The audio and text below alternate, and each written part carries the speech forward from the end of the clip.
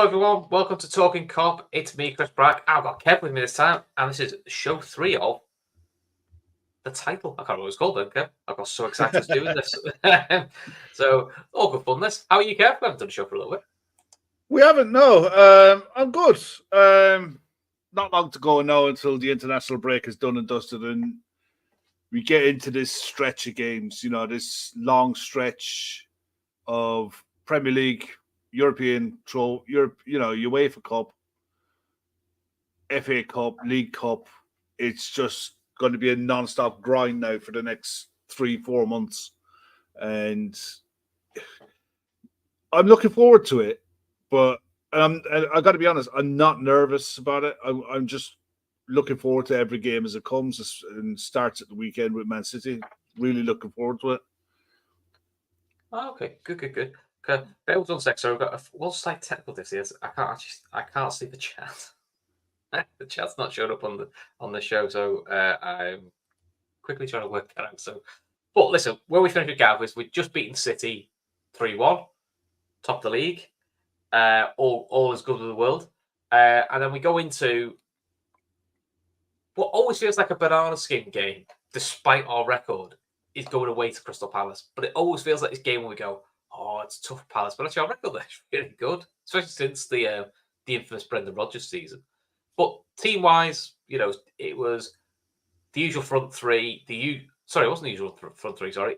Chamberlain comes in for Salah. Salah's actually rested in this game. Usual midfield. And Degsy Lovren gets another run out at centre-back. You forget the quiet, Kev. Around this period, November, December, Lovren gets an awful lot of game time, doesn't he? He does. This is the period of games where the squad really gets used a lot. Throughout most games, he went through a period, probably this block of games really, after Man City, where he was quite happy to be making 4 or 5 changes every fixture because they were coming thick and fast. As we go through it here, it's literally the stereotypical, there's a game every 3 days, and nobody can play every game. But you want your key players to play as much as possible. So using the squad to get the best out of it while taking almost educated risks, wasn't it? Back then, it was like we were in a really strong position, and you're still coming off the season before where confidence is through the roof. We were playing some outrageous football at times, and the key with this, okay, we all felt the same, which was make the City bubble going to burst? Make the City result count, because what we didn't want is, and we've seen Liverpool fans past previous Klopp ones, previous other ones, is you beat like a City, you go, right, it's on, and then you go lose to Fulham. You're like, oh, exactly. I remember doing that on the Rafa. Beat United, you thought, right, there we go, crack on, this will be kick on again, and then you get beat by Fulham, and you're going, yeah, that's just sort of kibosh the whole situation. So that was kind of the frustration. But this is a tough game, because I think half time we get in at 0-0. But it's a ball ache of it. It's a ball ache of a game, isn't it? Sadio gets a goal just before half time. It comes from a corner. It's a bit of a scramble, and look, he just takes it, and you can't think, great, got the lead, see it out. But Palace make it an absolute ball ache for the rest of the. They're a good side. Palace, they're a good side. They're very good at what they do. This is around the time. Do you remember they'd have played with Jordan Ayew and Will Zaha, and one or the other would cheat all the time, and they'd spring counter attacks for fun. The Sadio Mane goal was literally a scruffy shot on his right foot. It bounced off one post, bounced off the other post, and went in, kind of thing. It was scruffy, but at the start of that game, I think they had a goal disallowed for a foul on a corner. There was a push on the back on Virgil, and they felt hard done by. And from then on, it was like one of those horrible, scruffy, in-your-face type games where they were. It felt like when I was watching it back, doing stuff for the show and that, it felt like one of those who needs them games. You often see it in boxing, like where you see a fighter and be, who needs that guy. This felt like one of those games, a bit after the Lord Mayor's show type of thing. It's probably how City feel when they play Wolves. Yeah, To a certain side, you go, I could just do without this, really. And yeah. Palace being Palace, Zaha gets a goal on the 85th minute. You're like, oh, you kind of sat there going, oh, but this is not great. This is, yeah.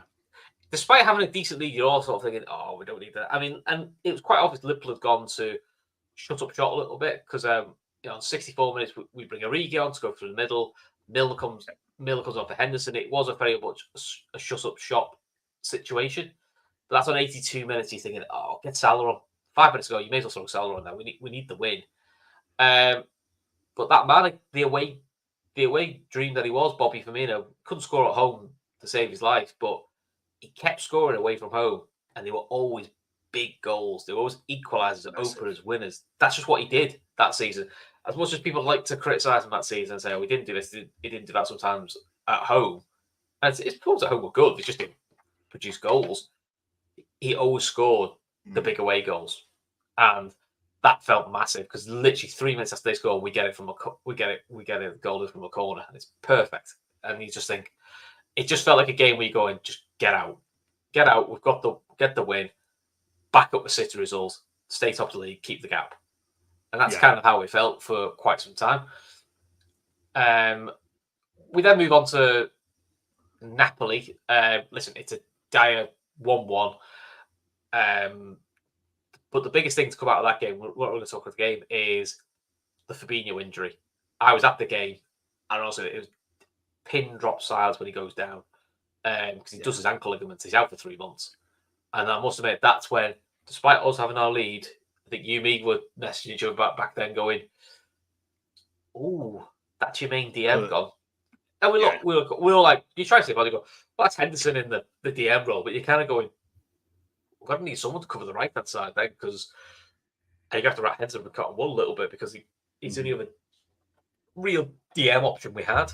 Genie could do a job there, but you kind of want Genie on the left. But on the left, I must admit, we're all going a bit like, oh Jesus, that's not. This is not. I mean, the strength of that side and the year before was the spine through the middle. Yeah, Alisson, Van Dijk, Fabinho, Firmino. It was everything flowed off the spine. It's an old phrase of football. It's everything. If you have a good solid spine, you build from there out. And when you take the linchpin away from it, Fabinho was ridiculous. We had that air of invincibility about us that if we got ahead at all, then you're not coming back. And the counter-attack was working well. We were scoring goals for fun from set pieces. All different types of goals. I mean, when we talk about all of the games in this block of fixtures for this episode, we scored all different types of goals. But the one constant, I suppose the three constants that were really in the side was Alisson, Van Dijk, and Fabinho. They made rotations around everything else. But when it came to the Premier League, those three were the constants. And when you take one of those out, it was a big deal. And it was like, oh, so this is now where Liverpool are going to slip. This is where the bubble is going to burst. This run can't go on forever. They're not as good as what they think they are. Yada, yada, yada. Yeah. And it'll blow up. And there's the myth that we didn't really get many injuries. And you sort of go, well, we had the keeper missing for the first 3 months, and we had our best DM missing for another 3 months. We had key players out. Yeah. Well, I tell you, actually, the interesting thing about this sort of time period is, look, I know he's left the club now, and people have their opinion of him, but Chamberlain becomes quite key. When he was fit, this period he gets a real run, and that's covering right wing, left wing, and playing number 8. And this is what Chamberlain became. But he became that really handy squad utility player, but he was making an impact in games and kind of what you wanted him to do. But we went into the famous Brighton game, so a little peek behind the curtain here. I obviously have notes for this, and I've sent these notes to Kev. I don't know if Kev read my notes for this game. We'll come to the. I was probably my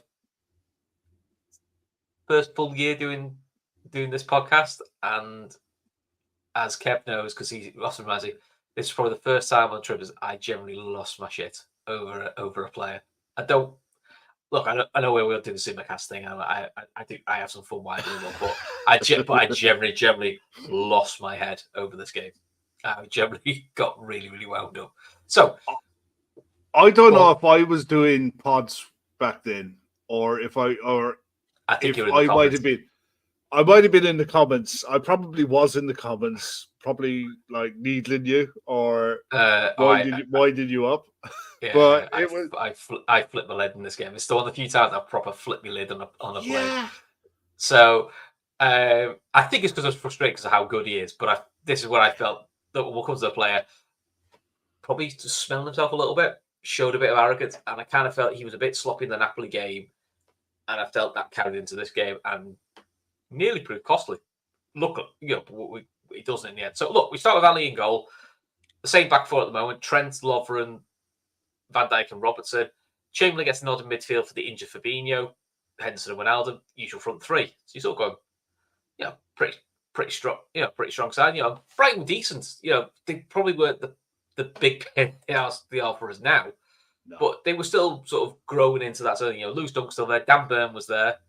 You had young Basuma, Pascal Gross was still there. So, they were developing into what they've got. Trossard comes off the bench for them. So they were starting to develop into that first real phase of the first big, exciting Brighton side that we see. Yeah. But two set pieces, Kev. It was like rinse and repeat for the first half of these both set pieces.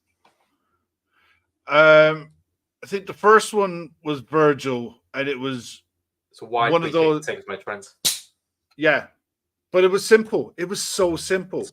It was one of those balls that came in. It was like you do it. You see it in training all the time. When you see the training videos, just put the cross there and bang, and it's in.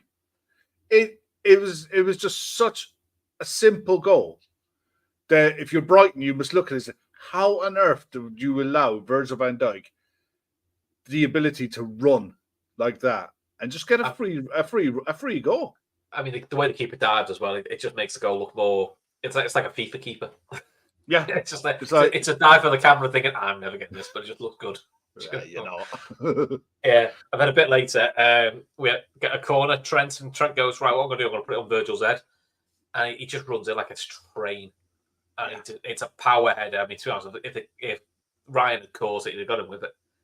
Ala dribbling, the Leeds keeper a few years later almost did that. Tried to catch a Virgil head and went in with it. Yeah, Matt Ryan was in goal. Matt Ryan was in goal for him. But again, he just got such a free run. He comes from the penalty spot to the near post.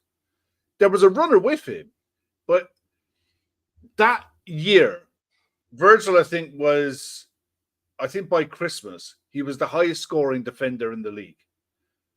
And Trent and Robertson were just assist after assist after assist. And it wasn't just Virgil. Lovren was chipping in. Matip was chipping in. Gomez still wasn't. God, well, no, let's not get carried away. But we were lethal from set pieces. Do you remember going back a few years before that, under Brendan, really, where we couldn't score a goal from a set piece for Toffee? We just couldn't. Apart from 13-14, where Skirtle would do it in both boxes. He was really good at that. Yeah, like 8 one box and 4 in the other. He didn't quite know which one would go in, but Skirtle would always be good for a goal in either end. That season, you get half time, mate, and we're like going, oh, thank God for that. This could be just like a routine win. That's nice. That's kind of what we need. And I'm sort of sat there, quite relaxed, thinking, right, 2-0 up. Post-match has got to be nice. Post-match is going to be nice. This will be nice, easy win. So Lallana, then 70th minute, Lallana comes on for Salah. Origi comes on for Firmino. So we're just doing the hits now, aren't we? Of just you're playing by the numbers now. Playing by the numbers. Wind them up, and then long ball goes through, and Alisson's slow to come off his line. like the sweep keeper that he is.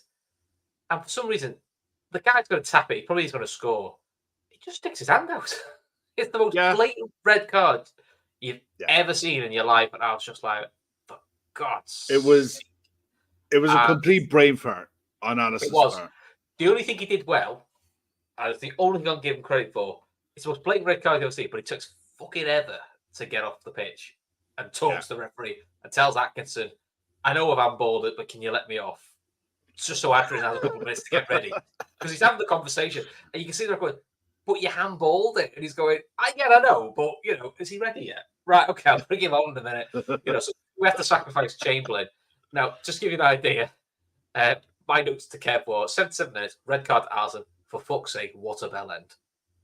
It's good to see that all these years later, I've still let it go, raging. Well, and then what caps it off is, and this is, I think, you may have talked about this, and this enraged you, is Adrian saying, get the wall ready. He's telling the wall what to do.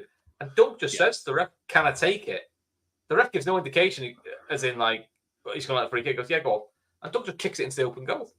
Well, Adrian still says, well, Adrian doesn't know, because Adrian's thinking, well, the ref's will blow the whistle, get me wall ready. Which I put Atkinson, what a prick. But that's kind of just... by the by. By the by. And then you're sort of going, no, this is not what we need.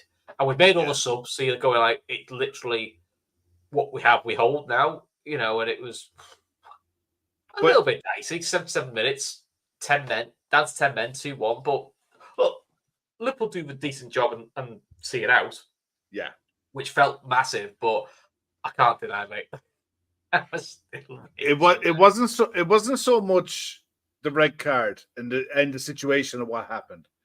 It was the manner in which we conceded the goal, and the fact that we made a routine 2-0 game into a dogfight for the last 20 minutes, and then you lose an Alisson for 3 games on top of what was one game. Yeah, because it's a professional foul, so it's only the one. Yeah, but that one game coming up is the derby, and you're like, oh. And you've already lost Fabinho as well, so it's like... You lost Fabinho, and you're like, oh, no. And Kelleher was still only a baby, really. No one even thought Kelleher. It was just... So it's Adrian, which we're all a bit like, this is not great. Going into derby, no, you first DM out, your main goalkeeper out because he's had a brain fart. We've got Adrian in goal. Oh, God. So I got a ticket for this, the derby. We'll go to the derby. I hate the derbies anyway, as you know. So me going to the derby was a bit of a... So me and my brother were going. So we went to the Flatiron. Couple of pints to calm my nerves. And I heard what could be described as a kerfuffle, which was, you're taking the piss. He's done what? Oh, that's made up. That's not the real team. And we're all going, you fuck off. And I was going, what's everyone doing? And the team came up, and I generally went, my mates were, my phone blew. My mates going, he doesn't take these derbies seriously. He's having a laugh with this one. And this is, this felt like a massive risk. And I go like, we're no City chasers. We can't be sitting around here with what looks like a League Cup side. We need to play proper sides. And we're like, these will be up for it. We knew Everton were in shite form, which they always are, but we knew the pressures on the manager. And you've seen this story before, you Kev. Manager's one game away from the sack. They all rally around him. And look, he wasn't a dreadful on paper. Wasn't a dreadful Everton side. Not like this season's, which can't even get to double figures. But that's a different story. So I'll read you a team because I was just like, oh my lord. So Adrian in goal, which no real surprise because we have an overkeeper. Yeah, it had to be. Trent, Lovren, Van Dijk, Robertson. So I'm reading that going, well, that's the normal back four, the goal you'd expect. Midfield, Milner's captain. Okay, Hansen's rested. Wijnaldum's playing. Okay, that sounds fair enough. Lallana, out the blue. Well, that's a bit of and then the front three, Shaqiri, Origi, Mane. And I just went, oh, is that 4-2-3-1? Is that 4-3-3? It was so like, and listen, Shaqiri barely been seen as a starter. Yeah. I mean, I do think I would say when I saw Shaqiri in the flesh, his hair looked wonderful. Because we believe that's partly what he'd been doing while he's been injured. He had a striking new wig, wig, set of hair. It was a nice hairdo he got himself. But you were sort of going, this is not. And then you looked at the bench, and the bench was Kelleher, fair enough. Gomez, Keita, Henderson, Chamberlain, Firmino, Salah, and every 6 minute going. The bench looks stronger than the start lineup. Yeah. Oh mate, this is going to be like a Well, real. So because I've got Derby Bell, I've got this is going to be a real edgy. I mean, give you the idea. Everton go 5 at the back, 3 midfield, 2 up front. Pickford, Sidibe, who I generally forgot played for Everton. He was there. Holgate, Keane, Yerry Mina, Luke Dean. And then Iwobi, Tom Davis, and Gylfi Sigurdsson, and then Richarlison and Calvert-Lewin. Which, to be honest, not the worst Everton side I've seen. He's sort of going 5 back, untried front 3, thinking, in my head, I've got Manny better have a boss game, because that's interesting. And cue the music. Cue the music. Because... I mean, Divock Origi does what Divock Origi does, which, by the way, also, we'll talk about the first goal. Jordan Pickford does what Jordan Pickford does. Ball comes out to Manny. It's a brilliant slide roll, which is just behind the back 4. Pickford, he basically did this last season with Salah, where he just ran out the goal for no bloody reason. He did say he just rushed. And Origi just tapped it to one side, open net, 6 minutes in. Thanks very much. I was proper chilled then, because I go, that was it. You went, oh, that's what Origi does, doesn't he? I keep forgetting this bit about Origi. He always scores in the derby. Well, that's a good start, isn't it? So but you think the pass from Sadio was sublime. The touch and finish was excellent, but it was a really good start, and the atmosphere must have been electric. You were there. The atmosphere must have been absolutely. Listen, Origi goes singing Divock Origi, watching the Blues, got very, very irate, and then literally a few minutes, like 17 minutes, Manny gets the ball at the end of the box, and we're all thinking, shoot, clever inside pass. Shaqiri comes from the right to the left, takes it, taps past the keeper. You go 2-0 up, 20 minutes in. This is done. Generally, some Blues will start to generally look like a couple of Blues that went, fuck it, I'm going home. I've seen this game before. That's enough. And you're sort of thinking, worryingly in your head, and you don't want to say out loud, like, bit easy for a derby, isn't it? There's no sort of feisty tackles. There's no sort of nastiness. What's going on here? We'll talk about Robertson, because he does his standard Everton one of it. I can't remember if it's before or after they get one back, but they do get one back.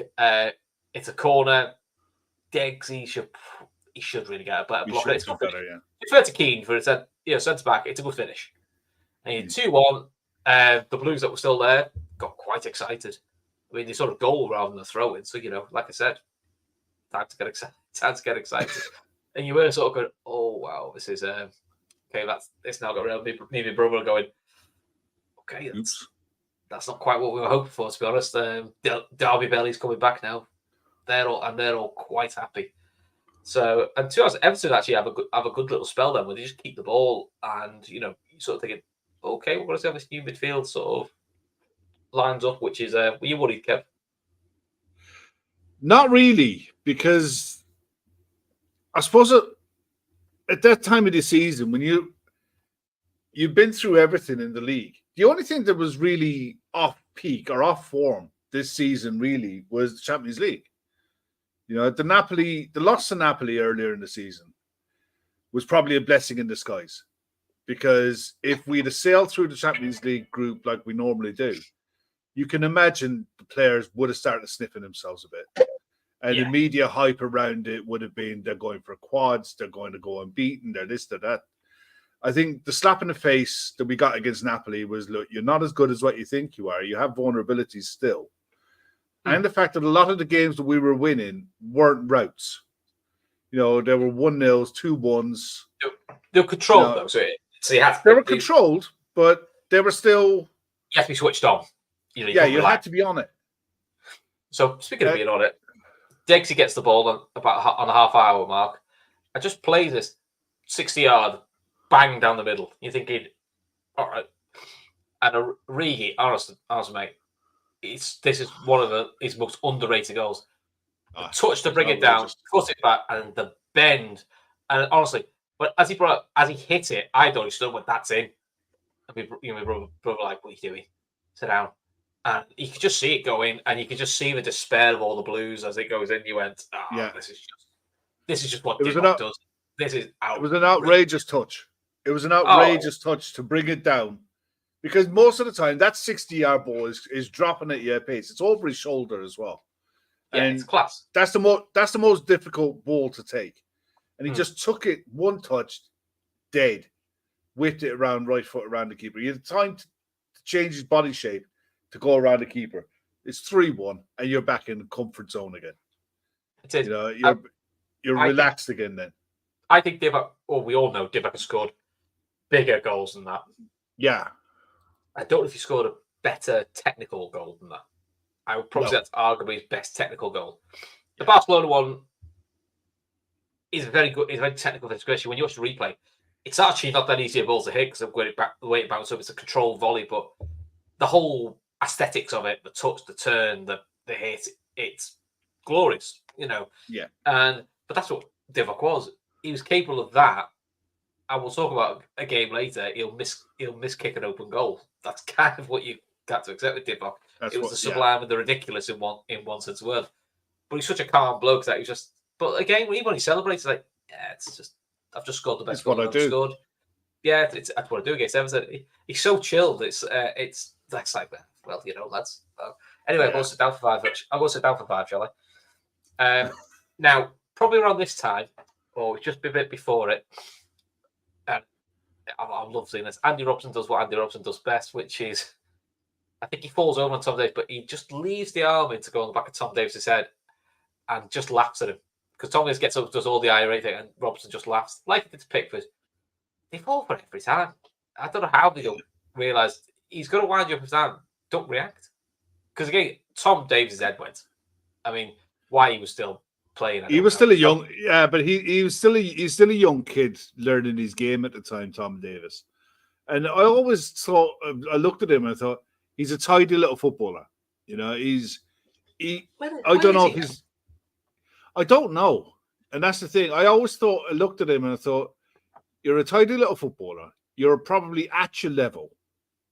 You know, he'll go on to have a decent Premier League career. And if he gets lucky, he might get a season where it just clicks. Reminds me an awful lot of similar things to Harry Winks. You know, decent footballer, but on that night, Robertson just like abused him. Really, he just literally he got in his head. Where is he? Sheffield United. Is he? That generally split me by. I knew he turned Del Contra. He made 3 appearances this season for him. Who knew? There you go. But I mean, the thing is, I'm just looking at the 4th goal. It was a typical Liverpool goal. Manning does really well to get the ball to Trent. But it was on the counter. Trent was on the left wing. Yeah. And he was bursting and bursting. Everyone used to get confused by that with the fullbacks being on the wrong side. But this is why. And Trent was there on the left wing. Sadio's bombing to get back at it, to get back up the pitch. And Shaqiri was on the left. On the right, coming in. And the obvious early ball for Trent was to play it early into Shaqiri. But he carried on another 20 yards, allowed Sadio to come up to him. He had 2 defenders around him, and he just knocked it to the side. I was screaming to Trent, shoot. Yeah. It just all closed off in front of him. You're about to say, passing it. And then Manny's first time hit, you just go, it's glorious. Brilliant. Yeah, it was. Now, they do equalize for a half time, but I can't remember if it's before the Manny goal or after the Manny goal. I mean, it's dickhead Richarlison, so we can't let it go. It was a diving header from Richarlison. Yeah. It was actually a good goal, but it was... It was a mad game, though, because at half time you go, it's 4-2, and you're sort of going like, you score 4 goals at home, you should be pretty confident. Sort of like, he still feels in the balance this, because it's like, one more back and we're all... One more back and we're edgy. But to be honest, if we attack like that again and get it to 5, this could be 6 or 7. And the second half was quite a non-event. Probably the biggest chance was that Moise Keane got put clean through, and he proper shanks it. And you're sort of going, oh, that's a warning shot. And to be honest, Liverpool do a decent thing of G scores, bang of a 90 to make it 5-2. Bobby Firmino doing what Bobby Firmino does, just ridiculous pass that nobody else sees, and nice West Virginia, rare goal in the season. But yeah, I must admit, he was going walking out the game, going, "Well, that was a mad game, wasn't it? That's outrageous." Yeah. And Salah doesn't come off the bench. That's 2 games running. Salah gets a rest. See, this is the thing, which is quite nice. But this is what became really important during this phase of the season was the squad management. Even though we were missing Alisson, we had no Fabinho. It's almost as if Klopp had a set mind of this is the side that's going to play these games, come hell or high water, because down the line I need to use these players for this game, and I don't want to gamble on fitness and potentially losing more players. He managed this period of games really, really well. And to be fair to the squad options that were available to him, Shaqiri against Everton that night was very good. Ox made appearances at this time of the season. Lallana being an option to come off the bench to be able to rest those players so they only had to play 60 minutes rather than full 90. Naby was available at the time. So it all helped to manage those fixtures in order to get you in a position where you can kick on the second half of the season. Little did we know what was to come. Let's not kill the mood, but that also. Oh no, I'm not on about that. I'm on about the fact that it was done on Boxing Day. Do you know what I mean? It was like, I don't think anybody in their wildest dreams thought after the Man City game, between then and say the end of January, that we obviously all thought, okay, we're going to drop a few points here and there. The table has got to condense back up because the table always does. It's very, very rare to see someone take off and keep going. I'll keep saying it, Kev. 24 wins in 25 games. Yeah, it's obscene. I think we had a record of 112 points from a possible 114 for a period. It's ridiculous levels of consistency. And probably won't see something like that again. No, I doubt it very much because even Man City haven't managed to do a run like that. I mean, and to be honest, that squad and the players they got are ridiculous. So it shows. This isn't a normal season in many ways. Right, we are going to talk. The next game is we're away to Bournemouth. It's 3-0, and I generally text you when I have absolutely no memory of this game. I generally had to find the game to rewatch the highlights of it to kind of remind myself. And the goals are good. I generally really can't remember too much about it. But it's again a changed lineup. So it's Alisson's back in goal. Gomez in for Trent at right back. Lovren, Van Dijk, Robertson. Midfield of Milner, Henderson, Keita. And a front three of Salah, Firmino, Chamberlain. So again, Chamberlain's becoming the man for all occasions. Trent's getting a rest. Bit of Gomez at right back. And because remember, up to Christmas, Gomez doesn't actually play that much. Doesn't start many games, actually. It's surprising. Because in my head, I always go, oh, yeah, that's the year we had Van Dijk and Gomez, and we just didn't concede. But then you look and go, actually, they didn't play together that much. And Milner comes in, and Keita gets a run out. The interesting thing is the bench. Adrian on the bench, Trent's on the bench, Manny and Origi, Shaqiri, and a very young Curtis Jones and a very young Harvey Elliott. They're just starting to come in, whereas now the regular fixtures for Liverpool, but this is where they're starting to get blooded into the Liverpool experience. In terms of the goals, Lovren does his trick again, just before half-time. The long ball down the mid, and Chamberlain takes it first time. Lovely finish. And you go, and again, Chamberlain, goal.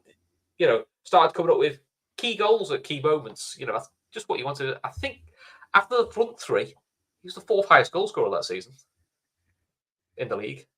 Interestingly, wow. Which I always remember on the FIFA when they give the FIFA ratings that he was annoyed with his score, and he goes, "Fourth highest goal scorer for us last year," and that's the score I'm getting. He walked off, and I was sort of thinking, interesting that, and then and Naby scored, and then Naby also scores in the game.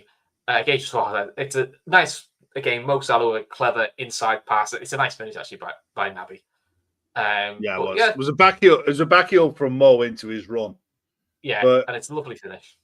yeah, it was. Was that around the time that Mo started playing more central? I think He he was- started playing. I think we started playing around with it a bit just to give when we started rotating because give people opportunities to sometimes play middle and all that Yeah. sort of jazz. I think at times Chamberlain was almost dropping as a 10 to let Mo and Fabinho play as a 2. I think just to mix it up sometimes. Despite what people think, Klopp actually is more flexible with his formation than people give him credit for, really. Yeah. Then at half time, not much happens, and then Keita, to be fair, returns the favour to Mo. Typical Mo finish, across the keeper, nice and simple. The only other significant thing that happens in the game is Jones comes on with 15 to go for Robson to get a run out, and that's about it, really. So all in all, you sort of sat there going, it is the ultimate routine win because I generally have no memory of the game unless you've got anything extra you want to throw in on it. No, I mean, the thing is, it was Eddie Howe's Bournemouth, and they were capable of causing upsets, of getting a scalp here and there. But in general, they're the kind of games that you're expected to go and win. And if you're going to go and win a title, they're the they're the places you have to go to and pick up 3 points. And it felt a lot like that. It was get there, get the game won. And in the context, though, we also needed to get a winner in the Champions League just to guarantee a qualification and top spot.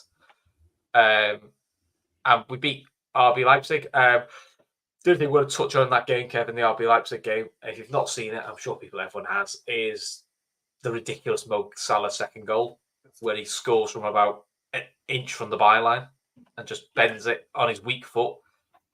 I've watched that goal, so I still can't work out how he gets it in. I tell you what, I could stand there on my good foot, and if I got 1 out of 10 from there, I'd be quietly impressed with myself. It was a ridiculous finish, and it was an important one. It was an important one because I think we won the game 2-0, didn't we? But at 1-0, they were like Salzburg were one of these sides that they developed players. They had good talent there. Well, they had Haaland there, they had Minamino there, and they had Hwang, who's now at Wolves. Just to name 3. So, they're all now had games in the Premier League.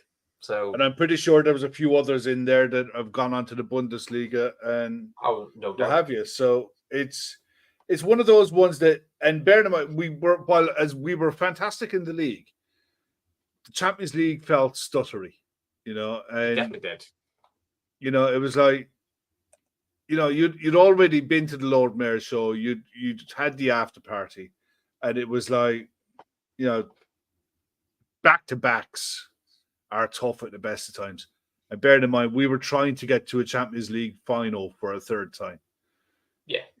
It was like, that's Real Madrid levels, trying to get to 3 Champions League finals back-to-back.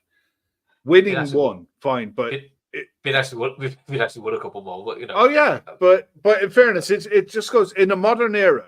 It's so rare. Even the great Barcelona sides, it's not something that they managed. I don't know if they ever managed it. What do you look at, like Ferguson? I think he managed 4 in a 20-year spell, and not being disparaging. Look at the sides he had. He had some, outrageously good sides, and he managed to do 4 in 20 years. So it's not an easy feat. What Liverpool tried to do. So, this is the last league game we're going to talk about. Then we're going to talk about a few of the fun games we had in December. Watford at home.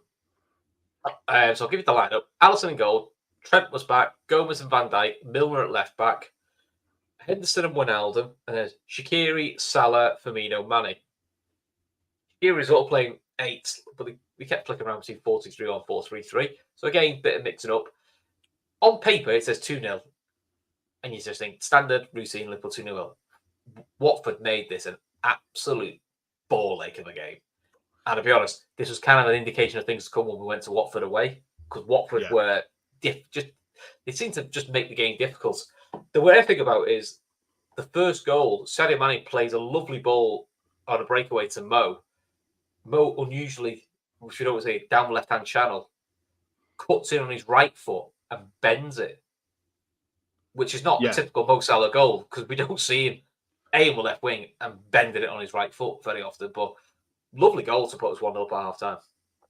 Yeah, and you look at that Watford side at the time. I remember the post match after Sadio Mane made a beeline for Ismail Assar. Yeah. You know, his international teammate Mane was big on him, massively so. And I think Troy it Deeney was saying, look was, after him. yeah, and it was the that summer after that a lot of people were chamming for us to really go all in and try and get him. I mean, in the context of that game, he has a good game for them, but he misses two really big chances. Gilt-edged chances, yeah. He makes up for it at Vicarage Road, where Yeah. we see what happens when he finishes. But you were looking at it going, there's Aurora Greens there for a really good player. And he did give Liverpool a proper torrid time. You know, Yeah.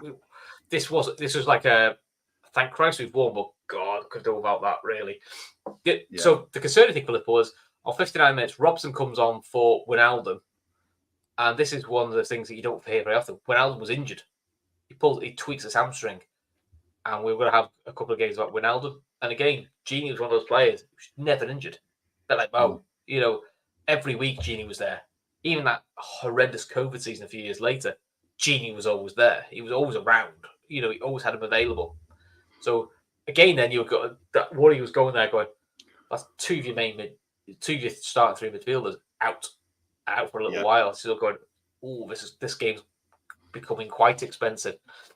And then so we'll talk about Origi, Kev. 90th minute. We have the amazing goal scored against Everton. Cross comes into him. It's literally, I think, for a striker of his standard, side foot shot, straight at goal. You have to be scoring that. He shanks it, and it's going miles wide. But luckily for Origi, as he's shanking it miles wide, his shanks go straight to Mo Salah. He just does like a funny little back heel and puts it in the goal. It's hard to correct. It's like he does it, but doesn't take his foot off the ground. But it's a brilliant finish. It is, but it's funny enough. That finish, Mo doesn't celebrate because he's almost embarrassed. Yeah, you know, he like, mate. You know what I mean? He's like, mate, you really shouldn't be doing that. So it's probably what Gravenberch was saying to Darwin when he missed against Toulouse. I know it's good, but you should have buried that. But again, you kind of felt, okay, get out of dodge. Now, Kev, this is where the media shitstorm starts. And we were doing loads of shows on this at the time. I certainly was. So, the media being the media, after we went through against Arsenal in the League Cup, 5-5, won on pens, Klopp, and obviously Klopp knew this, most didn't know this, had said they now need to decide what they want to do with these fixtures. We've known about it since day one. It's up to them what they want to do with it. But we're going to the World Club Championships. And I thought, it's an odd phrase. So to put this into context, the league in their wisdom, the League Cup, so the EFL in their wisdom, said Liverpool are going to play away to Aston Villa on the 17th of December. Okay? Yeah. Liverpool play in the semi-final of the World Club Championships on the 18th of December in a different continent. And it's amazing how many TalkSport and people that are going, well, been the World Club Championship, you have to respect the League Cup. And then Klopp, quite right, was saying, but to get into this competition, you have to win a Champions League. I've won a Champions League. I'm in this competition. You've known about, they've actually knew about an English side being in this competition since the beginning of May, because we knew it was going to be an all-English final. So it was going to be us or Spurs that were going to play in this World Club Championship. So he had time to find a way to do it, and we didn't. So we ended up playing quite literally the kids. I think Kelleher, I think Chirivella was the most experienced player playing for it. The rest of it was literally kids like numbers 97, 98, and they got beat 5-0. And to be fair, they actually played quite well for the first 20 minutes, half an hour. And look, experience just told, because it's an average age squad of 18 against Villa's first team. Do you know what really annoyed me in that game? I watched it back today, and the Villa keeper on the day made at least 7 top-notch, top-quality saves in that game. Harvey Elliott was he was brilliant. I think it was Herbie Hyde. Was it Herbie Hyde? Herbie Hyde was the boxer. Herbie Kane. Herbie Kane. Herbie Hyde. Herbie Kane. Yeah, he had 2 really good chances in the first half and 1 late in the second half. That side had so many good chances. It was 5-0 on paper. It was one of those games. It could have ended 9-6. Yeah. You know what I mean? And what bugged me more than anything is 4 of the Villas players, the first 4 Villas goals that went in, they celebrated it as if they had actually achieved something. You know, they were beating a bunch of kids who were, and I'm pretty sure there was a few of them that were there, had to get permission to be out, to go away on the night because they would have been in school.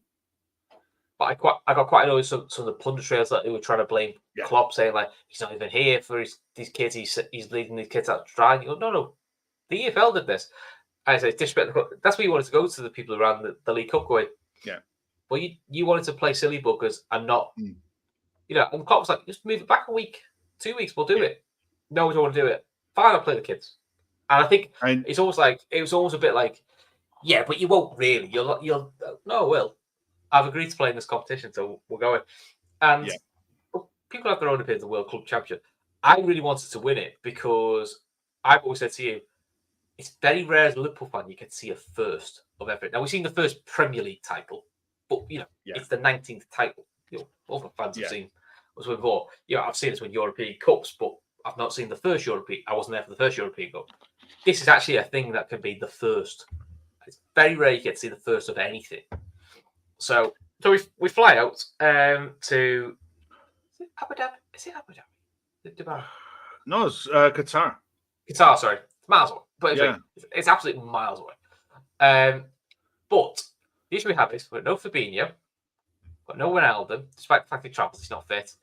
And we find out we're playing Monterrey, who have Funes Mori's brother up front, and he's the spit of them. We have no Van Dijk. Van Dijk is ill. So we end up with quite an imaginative back 4 of Alisson in goal, Milner right back, Henderson centre back, Gomez centre back, Robertson, a midfield of Chamberlain, Lallana, Keita, and a front 3 of Salah, Origi, Mane. I'll be honest, mate. We should do that once as a pub quiz and get people to name it because I don't think anyone will get that starting 11. And then on the bench, we had 2 keepers, Adrian and Lonergan. Let's go, mate. I'd love to interview Lonergan. So what's it like being the reserve keeper? Because you got to train with the best keeper in the world. Get to train with Mo Salah and came away with 3 trophies. He's probably thinking, so that's not a bad life. Can you imagine if he had a bonus, a trophy bonus in his contract? He'd have been living his best life. But I remember at the time. And then the rest of the bench. The rest of the bench is Trent, makes sense. Nico Williams, Curtis Jones, Firmino, and Manny. So there isn't massive bench because we've got injuries and illness, and we literally flew like the likes of Elliott or like Kia and Hoover got flown out as soon as the Villa game was over to Qatar. So if we made the final, we had a bit more squad depth. But tricky game. This became quite a tricky game, didn't it? Well, the thing is, I remember at the time. It's weird because at the time I got back into playing FIFA, and the Mexican League used to always throw up a lot of cards when I was playing. And then I started looking into what was going on with the Mexican League and the North American equivalent of Champions Leagues and what have you. The Mexican League at the time was really strong. It was having a fair amount of money being pumped into it because you had an awful lot of players from Europe who would have been, I suppose, at decent levels in Europe, going back to Mexico and going back to South America. So the strength of the domestic league in Mexico was actually quite good. You had a fair few. I remember there was a French striker that went to the Mexican league. A big, really big, tall French Gignac. Oh, yeah. There. And he was like, you know, at the time when he went, he was still well capable of playing in Europe. And he went to Mexico, and he was one of a few that went back. I remember that game. That was, I think, a lot of the case, Klopp made the changes, but he thought, like most European sides when they play in this competition, it's a hiding to nothing. You can only really lose. You're expected to win it, and you're expected to win it handy. And anything less than that is a nightmare. And the worst of it is, we were under savage pressure from the press in the UK. You better win, having not done the League You Cup. better, after what you've done in the League Cup, you have to go and win it. And even when we win this game, Monterrey were a good side. But even after we won this, there were still stupid articles by certain journalists whose names I won't mention. They were just doing stuff like, yes, well, while they let their kids get battered 5-0, they're enjoying an easy win in Qatar. You're like, it is what it is. You know what I mean? Talk about the first goal, though, because it's a brilliant ball by Salah. Proper split the lines behind the defence. Keita, nice run, nice finish. And you are thinking, early goal, perfect. Nice. Just what you want. But for their equaliser, you do see why playing the makeshift back four has its dangers, and we just don't react very well. Alisson makes a save. It's a nice tap in for Funes Mori. Funes Mori. It's not Funes Mori. It's his brother, isn't it? What's his name? Rogilo Funes, but it's his twin brother. And I'll be honest, most of that second half, I feel like Monterrey probably the better side. They were the better side. And Alisson makes some big saves. I mean, there is one save where it's cross, and as soon as cross comes, you thought this is a tap in for Monterrey to make it 2-1, and he just gets the fingertip to divert it. And there's a few there. It was like getting at half time. Let's get at half time. We need to regroup, because Alisson was the key to that first half. Yeah, he was man of the match. Say he was man of the match. It was man of the tournament for us, because. And the thing is, you look back on it and you know how much this tournament means to South Americans, especially because they grew up on this being the underdog, going to face the big boys in Europe. And for so many of these players, it's a massive window for the potential. If you're a young player playing in the side, the potential to get a move to Europe, to show European clubs, look, this is what I can do against European sides, blah, blah, blah, blah. So we're sat there with a makeshift side, players playing in the wrong positions, doing a job, against a side who were sky high on confidence, just won their equivalent of the Champions League, already acclimatized to the country because they'd already played one game more than us. And we were backs against the wall for large parts of that game. Was. I can't remember the guy who played on the right wing. If you say his name, it'll come to me. But he was banging shots from outside the box and free kicks as well from outside the box. And they were all on target. He didn't really miss much. And he was a constant threat. You just worried the whole game. I mean, we do bring Shaqiri off and Mane, and then Milner comes off on the 15 to go for Trent, and then Bobby comes up for the last 5. And look, the key moment is ball's played into Salah. He takes it to the byline. He does really well to hold off 2 players. Lays to Trent, and you think he's going to whip this in. He plays it low, near post on the floor, into only the smallest gap. And Bobby just snips in and just gets the touch on it. The Brazilian scoring the winner in Brazil. And I generally felt like, I was thinking, well, I hope we play better in the final, because Jesus Christ, that was a bit of a wake-up call. Again, I think it was illness. I think the conditions, getting used to how hot it was in there. Mo Salah has even more attention than he normally gets, because he was the headline attraction. As soon as you knew when Mo had the ball, because the volume just shot up. So you can't go, okay, we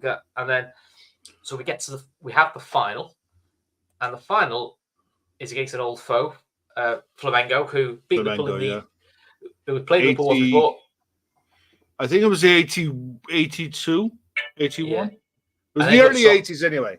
And they have a song flowing out. It's about beating Liverpool in this competition. So, they're up for this. But no, it was 84. It was 84. But to give you an idea of the side changes, so usual back four, Trent, Alisson, Gomez, Van Dijk, Alisson. Happy with that. Midfield is Henderson as the 6, Keita and Chamberlain either side of him, and then it's the usual front 3. But the bench was massive. Yeah, loads of players appeared. Everyone.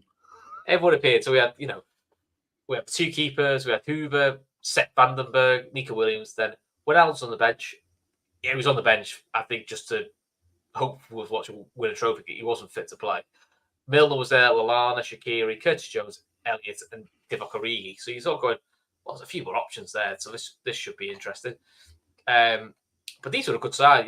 Barbosa was really good for them. They still had Rafinha, the old Bayern Munich warhorse. Pablo Mari, who was played for Arsenal, I believe.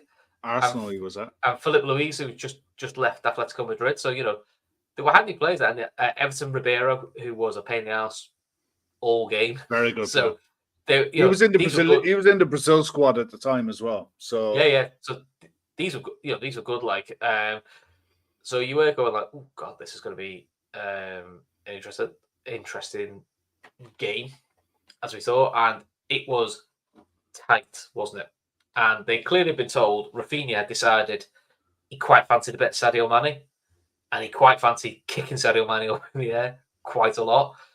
And you were worried about Mane, Kev, weren't we? Because we'd seen this Atletico Madrid away later in the year where people got his head. I thought, we've had to take Mane off it at half time. And he does get booked Mane early on, and it is for it's a bit of a not cynical. But the only thing I can remember from that half time is you can see Mane walking up, head down, and Robson just walking over to him going, "Don't worry, I will sort him out for you." You can lip read it, and literally he looks at him as well, Robbo. Robbo looks at him as well. Looks at us, I'll sort him. And I was thinking, like, oh, this could be an interesting second half. And probably within 2-3 minutes, the ball's to Rafinha. He cleared it. Robson comes from miles away like a train and just wallops him in the air. Bang! Yeah. It was like, I've got you, mate. It doesn't even get a booking. I mean, the referee was horrific. The referee was horrific. It's a horrendous tackle. It's a yellow all day. It was awful. It was awful. But it was a throwback to the mid-80s, Vinnie Jones style. It was like I've got me one. There we go. Yeah. I've got me one on you. That's it now. We're done. It was great, though, because you sort of go like, I quite like that. Rafinha calmed down a bit then, to be fair, because he was thinking, I don't want that again. This crazy Scott's got to come in here again. The game just carried on, didn't it? It was like, it was nip and tuck all the way. We were looking half decent on the break. They were looking threatening. Alisson made a few saves. Their keeper made a few saves. It was as the second half progressed, I felt like the better chances were coming to us. Yeah, I would say up to the hour mark, I would probably say they'd had the better of the chances. So Alisson had been, quite alert. The best chance we probably had was from an unusual source. Was Henderson tried to bend one from distance. It's a good save, but the keeper tips it over, and you're thinking, it's come on those days. And then we have the madness, which is Sadio Mane looks like he's clean through. He's about to shoot, and it looks like Rafinha clips his ankles as he goes down. Penalty, yellow card. Right, here we go. Last minute penalty. This'll do. We'll take the 1-0. Thank you very much. Thank you very much. Job's a good one. VAR review. Okay. Is it in or outside the box? And you look at the replay going, actually, do you know what? That might be outside the box, I don't think it does look outside the box. You're thinking, okay, it's going to be red card, free kick. And the referee does that, says, no penalty, takes the yellow card of Rafinha. Okay, cool. Okay. Free kick. Flamengo goalkeeper. What? Wasn't, and they didn't signal offside. Decided it's not a penalty. It's outside the area. So we'll get the free kick the other way. It was just like, I'm just making up my own rules to football here. You can just see it. I think even Rafinha was all looking going, I'm not quite sure where this has come from. Taking it. I'll take it, but what's that crack with this? So the only change we've made was on 75 minutes, Lana come off for Chamberlain, who sadly picked up quite a painful injury. He got clipped. Yeah, he ended up on crutches at the end of it. And then on 100 minutes, Kate comes off for Milner. Milner, we'll talk about it, gets his standard yellow card a bit. a bit later. But just before that is the big moment of the game. Salah has the ball, falls to Henderson, plays a lovely long pass. Sadio runs onto it. Sadio gets the ball, cuts back, cuts it into Firmino. Who gets it, you think, left foot, hits it first time, cuts inside, and then puts it down the middle and scores. I've got to be honest, Kev, I thought twice he ballsed it up. And when you watch the replay, defender probably should really clear it off the line as well. It was one of those goals that it was composure personified, given the context of the game and everything that was going on with Firmino at the time, in terms of Brazil and his role within the Brazilian national setup, and the fact that this would have been the most watched game of the year in Brazil. You know, Bobby Firmino is a guy who left Brazil at a really young age. You know, so not many people in Brazil had ever seen him apart from playing for the national side. You know, so he'd been in Europe since he was 18, I think. Yeah, he'd been in Europe he came to Europe really young, and it was fitting that it fell to him, but the composure he showed in the box to wait and take the chance when it came was excellent. And once we went one up, so we're seeing this out. You know, we're seeing this out. We're not getting pegged back, and even if they peg one back, I always felt that we are more likely to get something in the counter the more they commit. So I felt the more and more they commit, I thought we'll get a chance. Well, to see it out, to see it out, we brought James Milner on within 2 minutes, going on, put somebody in the air, and went the yellow card. We went, oh, okay, that's good. That's not the start we wanted, James. You know, we could have done without that. And then look, Origi comes on for Firmino with a few minutes to go, and then at the end we do Shaqiri for Salah. But Liverpool see it out. I think they have one free kick from distance, which I think Alisson does well with, but all in all, we sort of held it off. And the only thing that was a bit annoying was because it was on BBC, my neck of the woods.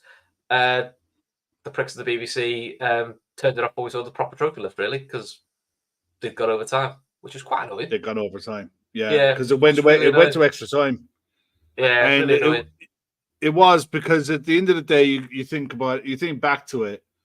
No real post match or anything. Think about when the kickoff time was. And in fairness, it's still a game that's not really televised much. Yeah. You know, I mean, the thing in the UK and half hour kickoff our time, wasn't it? Yeah, especially in the UK, I think more so than anywhere else. It's a game that's just not. Do you know, because it's not in the required list of sporting fixtures that have to be shown. Over here in Ireland, it actually is, I think, along with the Super Cup and the Champions League final and stuff like that, has to be shown on terrestrial TV by law. And so does the World Club Cup. It has to be shown on TV. But it felt like it was an afterthought that someone will pick up the rights to it and someone will show it. Oh, by the way, it's eaten into EastEnders time. Sorry, that's rough. I know.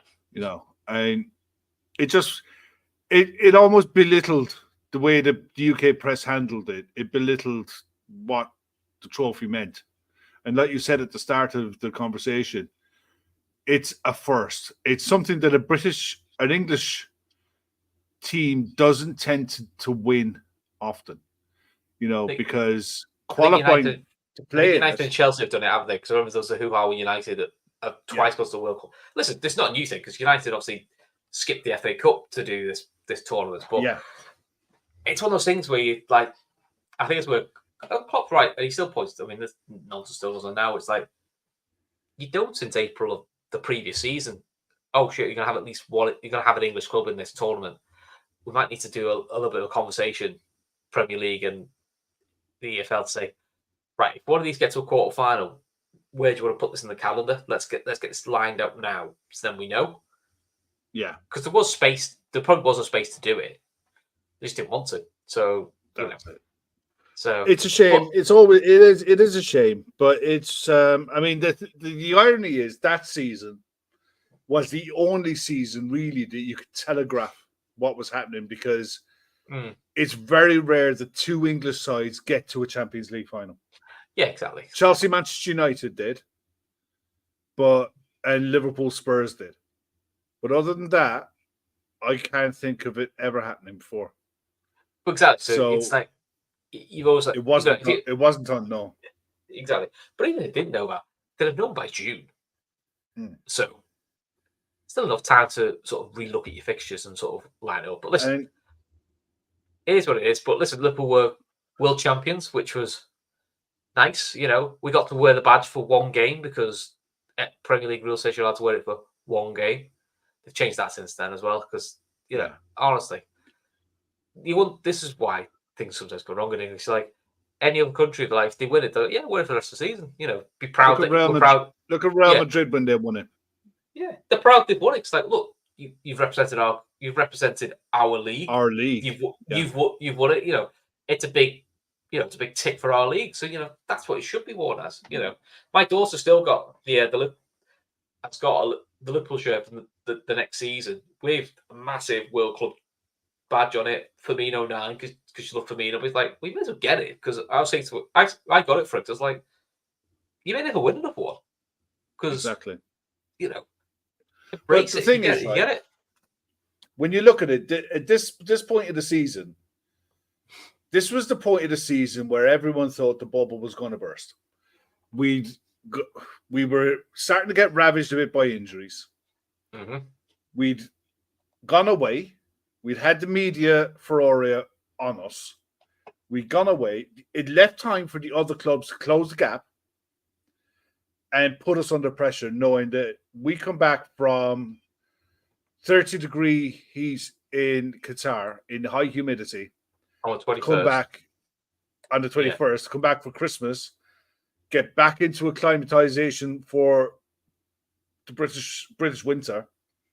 And by the way, you're playing Leicester next up. But Kev, we'll wait for that. That's for another time. So that's it for part 3. So part 4 we'll probably be doing next week. It'll be me and at least one more guest, and that's what we're going to cover the rest of December and the whole January period, where we had some fun and games. We had some fun.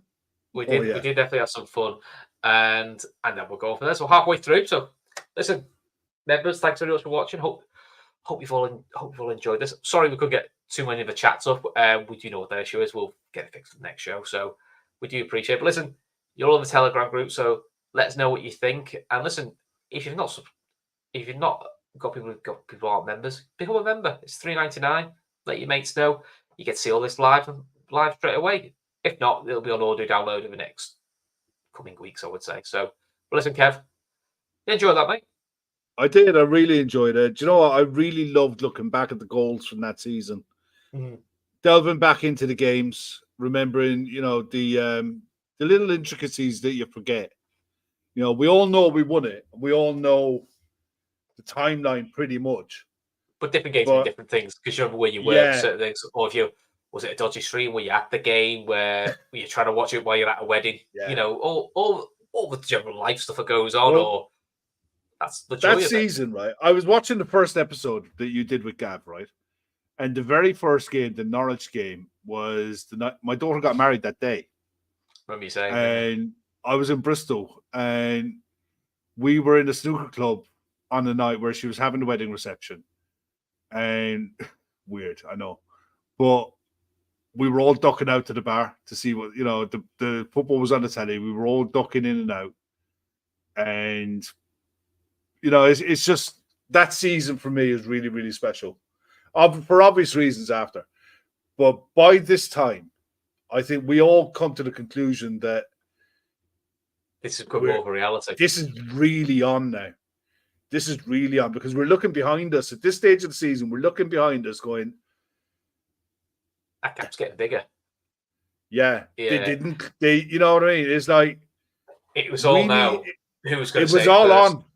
It was all who's going to say first because exactly. It was also because we've been so stung by the season before. Where I'll be honest, the season before I thought was going to be the season, and it's pretty devastating when we lost it out by a point. You're like, oh no. So there was always that element you're going, oh, it feels on, but I don't want to say it yet. But inside you're thinking, really feels on this, doesn't it?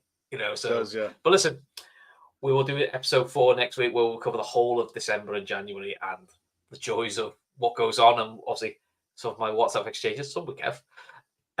That went on that time. But look, until then, thanks for watching, everyone. Take care. Speak very, very soon.